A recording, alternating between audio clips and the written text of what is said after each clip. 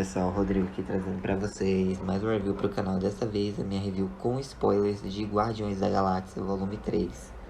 Então vambora, né, gente? Olha, o filme se divide em dois períodos temporais. O presente, obviamente, né? E os flashbacks, né, no passado, que contam mais da origem do Rock. E é basicamente assim, o filme se passa no presente, mas em alguns momentos fica intercalando com os flashbacks. Aí pra não ficar nesse vai e vem, eu vou tirar logo os flashbacks do caminho, falando sobre eles primeiro. Nós vemos, né, uma gaiola de guaxinins quando o filme se inicia, e estão todos lá brincando, felizes, inclusive um filhotinho, quando um cara se aproxima, né, e pega um deles, que estava muito assustado. No caso, esse cara que o pega, né, é o grande vilão do filme, que é o Auto-Evolucionário. E aí, né, ele chama, né, esse experimento, né, de 89P13. Pois é. E aí a gente vê, né, esse pequeno guaxinim sendo modificado, sofrendo, torturado mesmo, com partes sendo substituídas por coisas metálicas de robô. Então é bem pesado de se ver, mas, enfim, é uma crueldade imensa. E aí, né, o 89P13, ele é jogado dentro de uma jaula, onde ele conhece, né, uma coelha que está dividindo a jaula com ele, e do lado conhece uma lontra e uma morsa, que perguntam, né, pro pequenininho como ele tá e tal, e as primeiras palavras dele são que ele tá com dor, mas eles pegam um pano e improvisam meio que um negócio para aliviar, e com o tempo eles viram amigos, né. Passa mais um tempo, já em outro flashback, o 89P13, ele tá junto com o Auto Evolucionário, que tá mostrando alguns experimentos que ele tá criando, né, de animais antropomórficos, só que todos estão dando algum tipo de defeito, estão ficando muito raivosos, furiosos, como se fossem os instintos primitivos deles mesmo. E aí, o 89, né, ele nota uma coisa, ele faz uma dedução bem inteligente, e beleza. Em outro flashback nós vemos, né, o Auto Evolucionário mostrando um local que ele chama de Contra-Terra, né, que vai ser uma utopia perfeita que ele está criando para todos esses seres e tal, que são perfeitos, sem nenhuma anomalia, sem nenhuma imperfeição, defeito, monstruosidade. E tá testando a inteligência, né, do 89P13. Mas enfim, sem que ele perceba, né, o 89 tá pegando algumas partes metálicas e escondendo. Dentro da jaula, né, os amigos, animais, né, decidem ser chamados por nomes, pois o 89P13, né, falou mais sobre a Contra-Terra e tal, e que ele ficou muito encantado com o céu, porque é lindo, é infinito e tal, essas coisas. E aí os animais finalmente decidem, né, ter nomes. A lontra vai se chamar Laila, a morsa vai se chamar Dentes, é um macho no caso, e a coelhinha vai ser a Chão.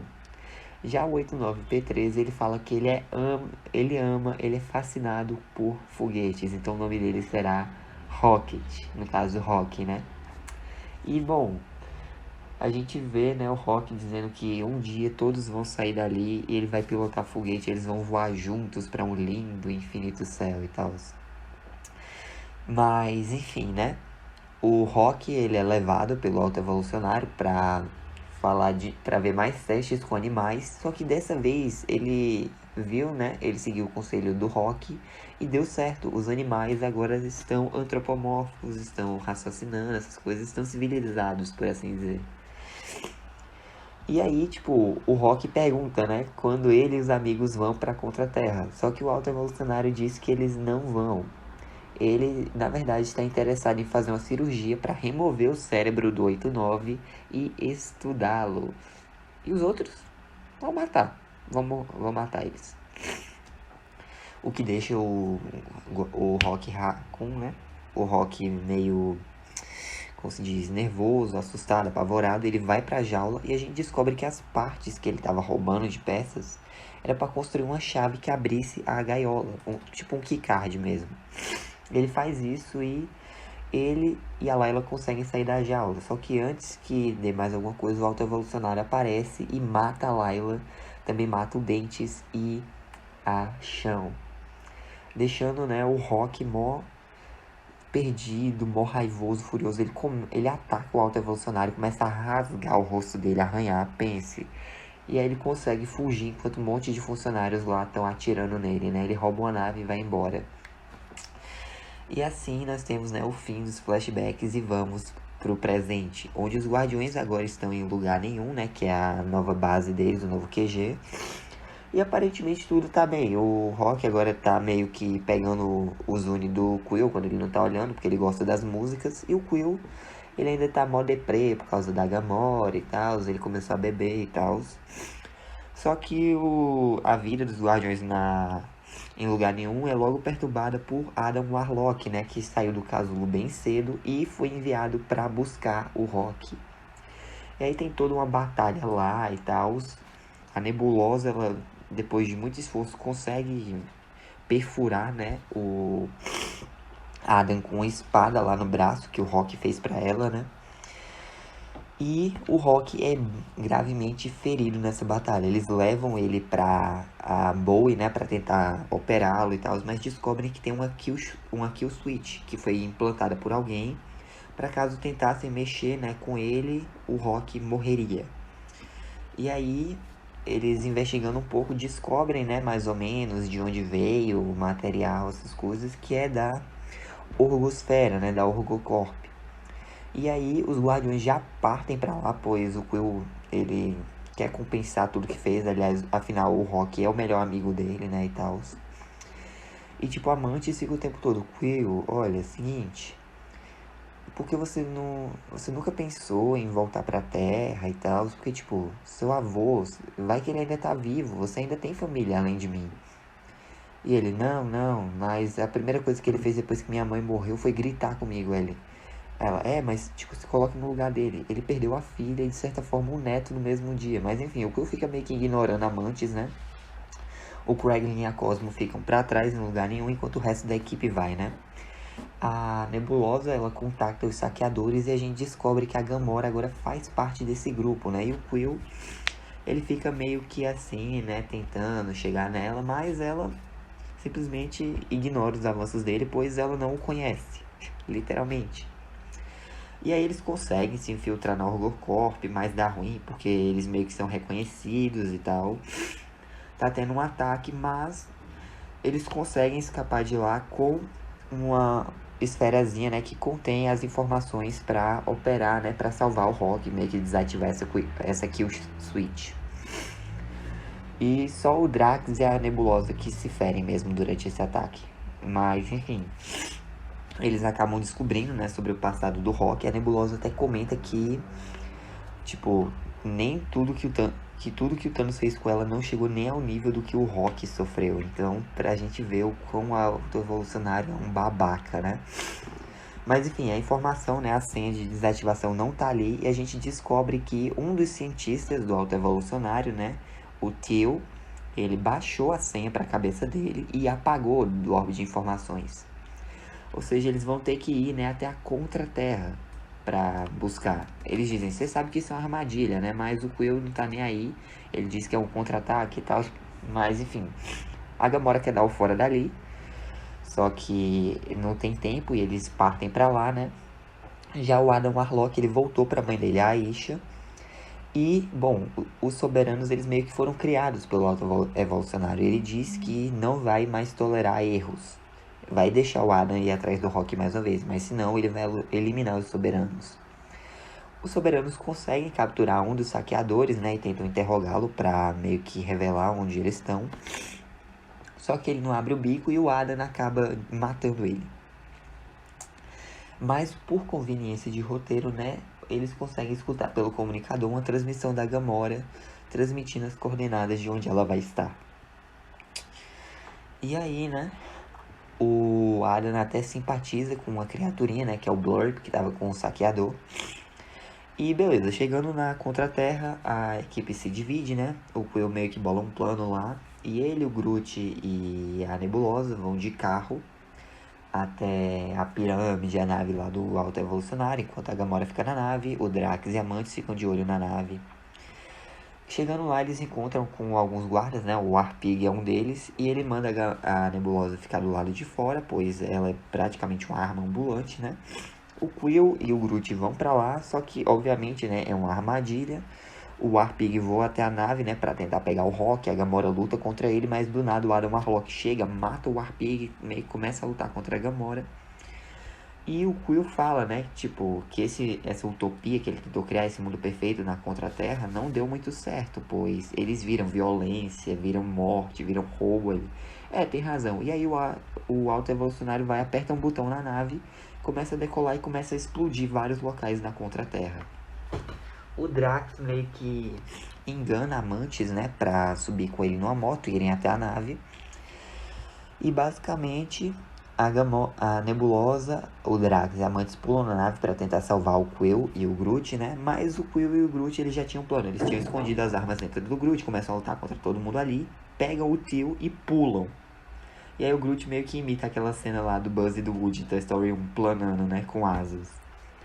Eles conseguem matar o tio, pegar o disquete na cabeça dele, né, e vão correndo pra Bowie, onde a Gamora tá, pra tentar, né, operar o Rock. Mas, enfim, durante isso, né, o Rock meio que tá quase no céu mesmo, praticamente morrendo. Ele se encontra com a Layla e com os outros, dizendo que, tipo, não tem mais sentido e ele tá muito arrependido, ele começa a chorar. E a Layla fala, né, que, tipo, essa sempre foi a história dele, ele só não sabia. E que, tipo, eles estão bem, eles não culpam o Rock nem nada, ele tinha razão, o céu é lindo, é maravilhoso. E que eles querem estar juntos com o Rock. Mas essa não é a hora dele. Ainda não é a hora dele. Ele ainda tem um propósito.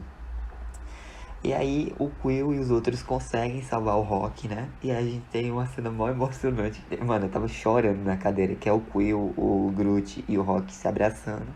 A Gamora até ela dá um sorrisinho, né? Tipo, tá praticamente toda a formação original do primeiro filme. Só faltou o Drax ali, mas... Enfim, né? Eles conseguem contatar a Nebulosa pra falar, né, que conseguiram salvar o Rock e tal, ela fica mais emocionada. E, tipo, não é pra tanto, a gente sabe que o Rock e a Nebulosa meio que só tinham um ao outro depois do blip. Então é bem bacana ver essa relação deles, pois ele que construiu o braço pra ela, né, ela até deu o braço do Bucky pra ele de Natal, mas enfim. Eles revelam que estão na nave do Alto Evolucionário, né, porque tentaram resgatá-los, mas eles não estão lá, enfim. O Quill e os outros têm que salvar, né, o resto da equipe. Só que eles são encontrados pelo Alto Evolucionário e são presos, né? Lá eles encontram algumas crianças que não entendem muito bem a Nebulosa e a Mantis, mas entendem o Drax. Mas logo os três heróis, né, são jogados meio que numa cela com um monte de Abilisks, que são aquela criatura lá do segundo filme, que eles enfrentam por causa das baterias. Mas a Mantis consegue domá-los, né? E o Quill bola um plano de resgate chamando o Kraglin lá pra levar a lugar nenhum onde encontra a nave do Alto Evolucionário, né? Tem ataque dos dois lados, tem a batalha final.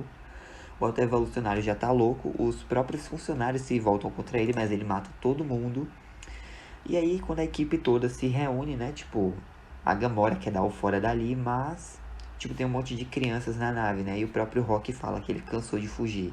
E a gente tem uma cena de luta sensacional no corredor ao som de Battle from Brooklyn, né? Na verdade, a trilha sonora desse filme inteiro é ótima. E aí, eles começam a salvar as crianças e tal. Só que aí, a Cosmo, né? Ela vê um buraco na nave e usa a telecinese dela para manter lugar nenhum e a nave do Alto Evolucionário conectadas para passarem as crianças para lá. Só que o Rock nota, né? Uma jaula, né? Que era a mesma que ele tava quando pequeno e vê um monte de racunzinhos, né? Um monte de bichinhos que nem ele. Ele abre a gaiola, começa a salvar todo mundo. É um momento emocionante. Ele vê lá, né? A etiqueta. Raccoon, que é guaxinim, né? E ele ficava sempre negando que era um raccoon. Agora ele sabe. E aí tem uma batalha dele contra o Alto Evolucionário, né? E aí ele fica chamando o Rocket de 89P3, ele não, meu nome é Rocket Raccoon, mas enfim. Ele começa a apanhar, né, do Alto Evolucionário, mas os outros guardiões chegam e começam uma luta bem satisfatória. Eles começam a encher o Alto Evolucionário de porrada. E a Gamora até meio que tira, né, o rosto dele, que tava meio colado assim, né, pra disfarçar. Ele tá literalmente em carne viva, como se fosse caveira vermelha. Mas, quando ele pede pro Rock matá-lo, ele diz que não vai fazer isso, pois ele não é que nem ele é um guardião da galáxia, né? E eles começam a ir embora dali, mas o Rock fala pro Quill que eles têm que salvar todos, até os animais, né? E eles vão fazendo isso, só que o Quill fica por último, a nave tá quase explodindo, a Cosmo não aguenta mais segurar e ele pula pro espaço, só que ele tá sem a máscara e sem as botas dele, né? E aí o Quill quase morre aí, né? Ele começa a congelar no espaço, mas o Adam salva ele, né? Pois o Drax poupou a vida do Adam, dizendo que todo mundo merecia uma segunda chance. E, tipo, a Isha morreu naquela explosão da Contra-Terra, né? E aí tem até uma referência à criação de Adão mesmo, aquele afresco de Michelangelo, né? E aí o Adam salva o Quill, todo mundo se abraça, menos a Gamora, ela fica num canto dela. E o filme todo o Groot ficou, eu sou Groot, e a Gamora sem entender, mas ela finalmente começa a entendê-lo, né? E o Quill, ele decide seguir o conselho da Mantis, né? Ele fala que vai sair do grupo, ele vai voltar pra Terra, ele cansou de fugir. A Mantis também fala que ela vai sair dos Guardiões, né? Pois ela sempre fez as vontades do ego, depois dos Guardiões ela quer se achar. Quer viver por ela mesma e ela vai embora, né? Com os Abilisks. O Drax e a Nebulosa também saem da equipe, porque a Nebulosa quer transformá-la em lugar nenhum, no local, numa comunidade mesmo, habitável, uma coisa que ela nunca teve. E o Drax, ele nasceu para ser um pai, né? Então ele vai ficar lá cuidando das crianças. O Rock pergunta se a equipe acabou, mas o Quill diz, não, eles vão precisar de um novo capitão. E ele nomeia o Rock, né, o novo capitão dos Guardiões da Galáxia, e até dá o Zune dele para o Rock. E aí, né, basicamente todo mundo segue caminhos separados. A Gamora, ela mesmo... Eu até gostei da decisão que ela e o Quill não ficaram juntos. Ela volta para os saqueadores, mas dizendo que ela e o Quill devem ter se divertido bastante. Ela recebe, né, ela é bem recebida pelos saqueadores, ela encontra mesmo uma família neles. E aí a gente até entende o Groot, né? Pois ele fala, eu amo vocês. Só que ninguém reage. Então é basicamente, a gente já conhece tantos personagens que a gente entendeu o Groot. Ele falou, eu sou o Groot, mas a gente ouviu um eu amo vocês. E aí, né, bom, o filme acaba, mas nós temos duas cenas pós-créditos. A primeira mostra, né, a nova formação dos Guardiões da Galáxia, que é o Capitão Rock, o Groot, que agora tá enorme, o Kraglin, a Cosmo, o Adam Warlock, o Blurp, né? E a Phyla-Vell, que é uma das crianças. E nos quadrinhos ela é filha do Mar-Vell e assumiu o manto de Quasar, né? E a gente também vê o Quill voltando pra Terra, encontrando com o avô dele que ainda tá vivo e tal. E o avô até tá lendo uma manchete sobre o sequestro do Kevin Bacon, abduzido por aliens, que foi no especial de Natal. E acaba a segunda cena pós-créditos, que é essa com a mensagem, o lendário Senhor das Estrelas irá retornar. Eu não imaginava isso, né? Mas enfim, gente. Essa foi a minha review com spoilers de Guardiões da Galáxia 3. Que filme sensacional. Foi uma despedida ótima pra equipe, pro James Gunn. Eu tô muito interessado em como vai ser o futuro, né? E a equipe agora tá bem OP, né? Tipo, o Rock é mega inteligente, o Groot é bem forte, o Adam Warlock também, a Phyla-Vell, a gente ainda não viu os poderes. O Kraglin, ele finalmente aprendeu a dominar a flecha, né, do Yondo. Inclusive tem uma cena lá, né, que eles meio que tem uma ilusão lá do Yondo, dizendo pra sentir com o coração e tal. Enfim, mesmo ele e a Cosmo tendo sido escanteados, eles tiveram seus momentos pra brilhar no filme. Mas é isso, essa foi a review, espero que tenham gostado. Deixem um like, se inscrevam, ativem o sininho pra não perder nenhum vídeo novo. Fiquem com Deus no coração, Jesus te ama. Um forte abraço, até a próxima aí. Falou. Oh, I'm gonna do this on my own. No point in blaming you, you did not know.